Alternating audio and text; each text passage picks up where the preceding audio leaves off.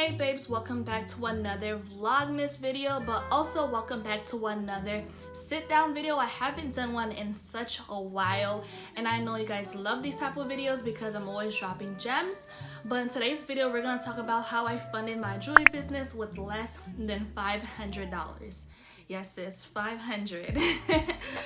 So I'm gonna tell you all my tips and tricks on how I was able to save some money, how I was able to use my resources to able to start my business. And I think people think starting a jewelry business can be expensive or just any business in general, but it's really not. All you need is that motivation to want to start a business, and once you're motivated, then your brain starts thinking ways on how you can afford your new venture and get it started. How I funded my business was my school money, right?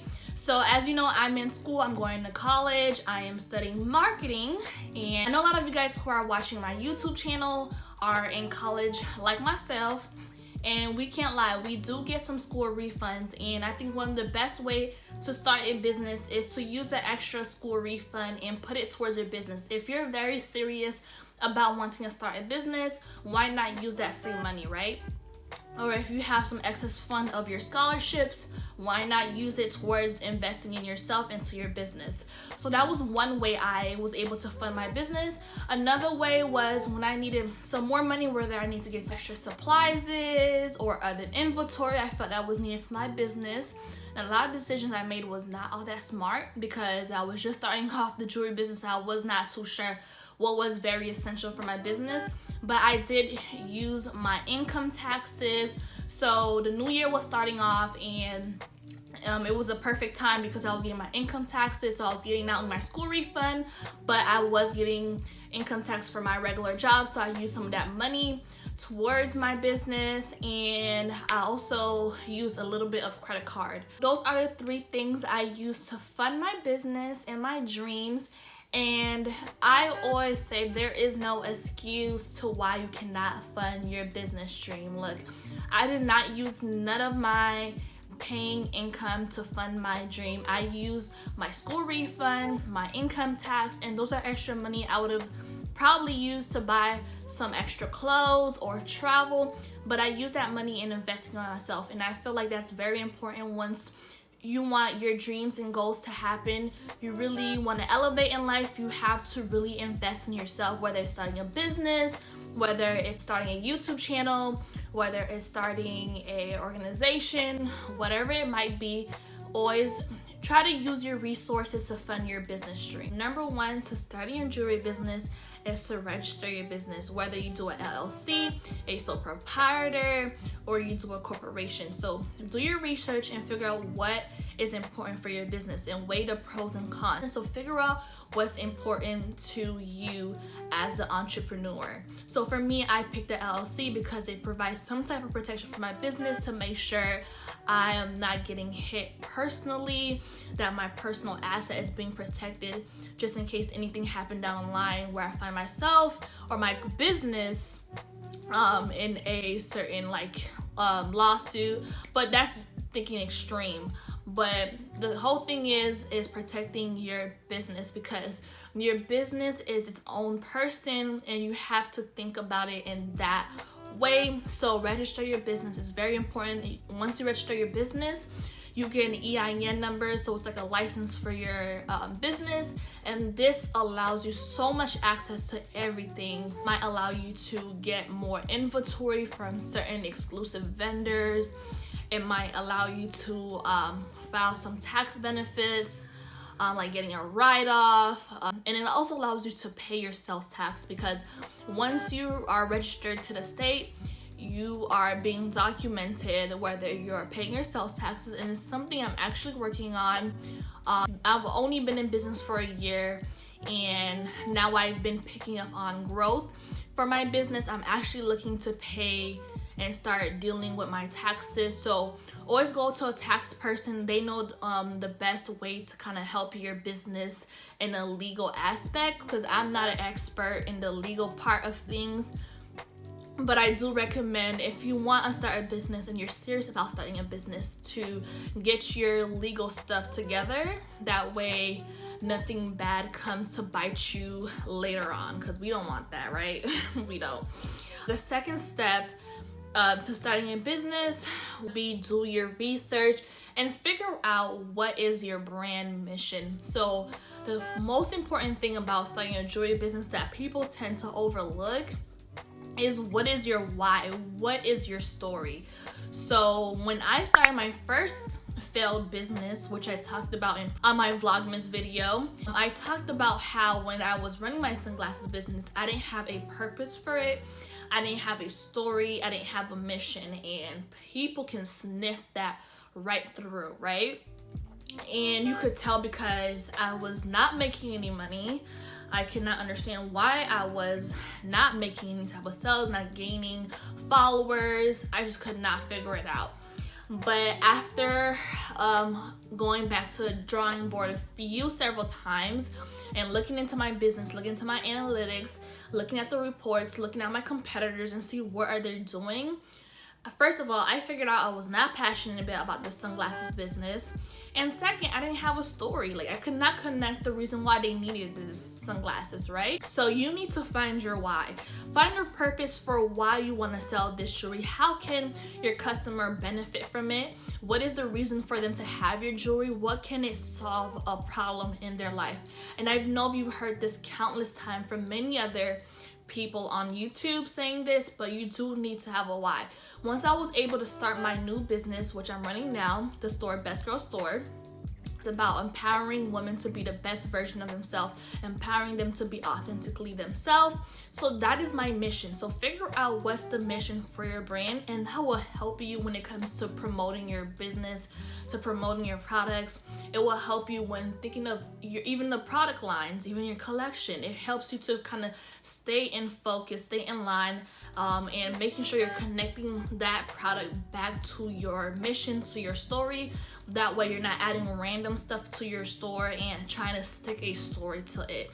So that's one of the best way to start a business, is figure out your why. If you can figure it out right away in the beginning stages, it will save you so much headaches down the line. You can start really growing an audience, because once your audience is able to stick to that story, it's easy for them to fall in love with your brand and recommend your brand to a friend, recommend it on their stories, and to create that word of mouth that business can really grow from. Now moving on to the third way to start your jewelry business is to find a vendor. So this part is honestly the hardest part, and it is the part where I get a lot of my subscribers hitting me up in my DMs asking me how to find a vendor, because this part is very, very extensive when it comes to researching a good one. So I have talked about this in previous videos. I will put the link up somewhere here. I have a playlist as well on how to find a vendor. I actually have a video talking about steps by steps on how to find a vendor just for you. I cannot give you guys my vendors, but I can give you guys my methods.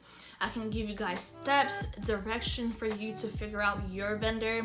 And at the end of the day, you have to test it out. You have to take that initiative and that step to try it out. If you don't try it out and you're just waiting for someone to tell you, to give you the green light to go ahead and order it, you'll never open up the business. Honestly, like, sometimes there's no way to accurately tell whether you're getting something of good quality until you get that sample piece and you're able to try it, see how it reflects on water, see how it reflects on the skin, see if it makes your skin sensitive, see how it looks as far as the color, the weight of the jewelry. You can't see that until you get it physically. So I always recommend having 2 to 3 vendors, having a backup vendor, even if you have one vendor you like and you adore, but it could be an instance where they're backed up and you might have to turn to a vendor B. But always take advantage of the sample period. Before you launch your business, take a few months to test out the samples and before you launch, and figure out what they can do. So when it comes to vendors, you have to figure out whether you want to go the custom route or the non-custom route. With the non-custom route, you know, you're getting a variety of products that are in trend that people like, and it's not hard to sell because people already like these items, and all you have to do is just take nice lifestyle images to sell it properly, to tell the story properly. So this leads me to the next topic for your jewelry business, figuring out how to buy inventory, right? So once you've landed a trusted vendor, you've been in communication with this vendor, and you watch my step-by-step how to find a vendor, and you have everything down pat, you trust this vendor, they're great with communication, you feel like their quality is good, you have to figure out, do you want a custom product line, or do you just want to stick to buying jewelry that's already in trend, that people are wearing, that's very easy to find, very accessible, and you can easily get a low minimum of order. You have to figure out whether you want to buy custom or ready to ship. So the difference is customs, you're fully customizing your jewelry and you're giving the manufacturer a part of what you want. And this part can be a little expensive because just for one piece of a custom jewelry can be expensive, just buying the sample itself and then buying the piece itself. So it might cost you a little bit more to start off your first collection. So for example, for me, when I released my first custom product, which was my 6-figure necklace, the sample piece cost me around $70, and just to get the 6-figure 50 piece on its own was around like $300. Whereas if I had gotten the ready to ship items, I could have gotten a variety of necklaces like this, like the snake chain, the paper clip necklaces. I could have gotten the cute, you know, heart necklace shape, some earrings. I could have gotten a variety of mix and match jewelry I could add to my store without, you know, having to buy a one custom piece for an expensive amount. I hope that makes sense. So, you know, whereas you can buy like maybe 10 styles of ready to ship items for $300 and have a full, you know, ready to go items, and then whereas the custom one design, one style might cost you $300 itself, and you still have to think about all these other styles and designs you want to custom make. I hope that makes sense. So, and it also depends on the material you're using. So I use high quality material, so take that into consideration when it comes to starting a jewelry business. I hope this part is not scaring you. It's not that scary. I feel like as long as you know what you want to make, and I get this question a lot, like, should I start off with one product? I want you guys to listen to me. I want to say it in the most kindest way possible without it coming off harsh, but if you want to start a jewelry business, stop complaining. And even if you have to start off with one product, start off with one product. Literally, I started off with one necklace in my store, which was a 6-figure necklace. And what is good about starting off with just one product, you can really sell it, right? You can figure out how I can market it the best, how I can take the picture of it the best. Like, just focusing on one product can get your mind thinking in a creative way to be like, how can I take a picture of this one single product and sell it differently? How I can take a content of that product and make it look differently every time I post it on my feed without it getting boring, without getting played out, right? And you can do this and sell it, that one product, right? Being able to sell one product will help you with your selling skills, with your creative skills, because you're focusing on that one product, and it allows you to tell the story effectively. So once you start adding in new products to your store, you already understand the skills and what it takes to sell other products. When you're starting off new in business and you don't know how to sell yet and you're just starting off fresh, I feel like starting off with one product is very good to kind of get your foot wet and understand what it takes to sell one product versus as trying to sell all 10 products and having 10 products in the store and 5 of them are not getting as much as attention as the 5 other products you are selling so well. So there's pros and cons on both sides. Just figure out which one is best for you. Moving on to number 5. So this part of this business, once you have your inventory already on its way to you, you've registered for your business, you have your vendor down pat, and kind of think about starting a website. So you want to be able to pick a domain for your business and make sure that no one has taken up your website name or your business name. And one of the domains I use is Shopify. There's so many other providers like Wix, like Squarespace. Like, do your research again to kind of figure out which domain will best work for your business. I love Shopify because the back end of it is so easy for me to understand. Everything is all laid out easily, and I can navigate through it easily. But I pay about $29 a month for that. So like I said, for my inventory, I spent about $300 for 50 pieces. My sample piece was $70, and my domain on Shopify was $29. So that was kind of like my breakdown of my inventory when it came to start off my business. When it came to building my website, I actually used Shopify's free template, and then I used Canva to create all my graphics and to make it look like it was designed by an expert, but it wasn't. It was designed by me. So I was able to do that all on my own. Didn't cost me anything. And what's most important is having quality content to be able to add to your website. So it doesn't matter what template you're using, as long as you have quality images and content and graphics, it will take your website from looking 0 to 100, okay? Moving on to number 6. So how I was able to build my social media and build my audience was really doing giveaways, connecting with my audience, creating quality content.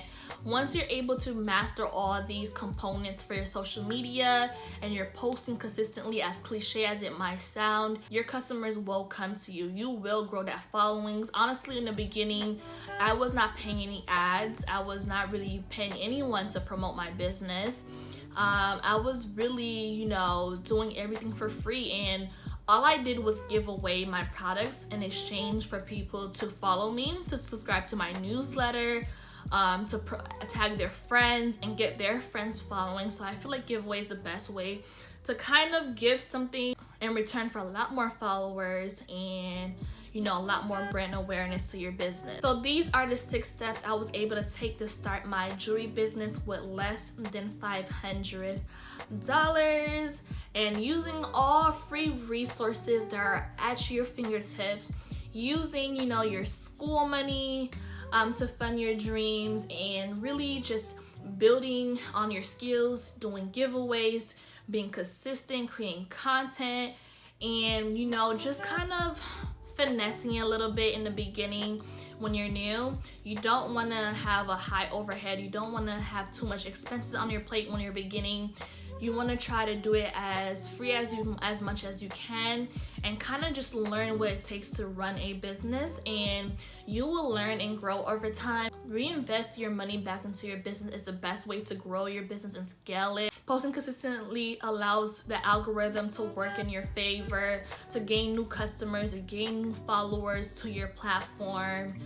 And keep your content fresh, always coming up with new, innovative, creative ideas to keep your content fresh, whether you're selling one product or 2 products, doesn't matter. As long as people see that you're passionate and people can relate to your story, all these will help with your business in the beginning to help you get that business entrepreneur mindset going, and it will help you along the line once you're ready to scale your business and take it to a new level, to a new dimension for your business. You're able to have your entrepreneur thinking cap on and figure out what it takes to take your business to the next level. And never stop learning. You never want to stop, because if you stop learning, then your business kind of stops growing. So the more you're learning, the more tricks and tips and advice you're able to learn for your business and apply that knowledge, the better your business will grow and the better it will be. So I hope these tips were very helpful. I hope you learned something new. I hope these steps were very helpful. I feel like these were the basic foundation you need to start your jewelry business.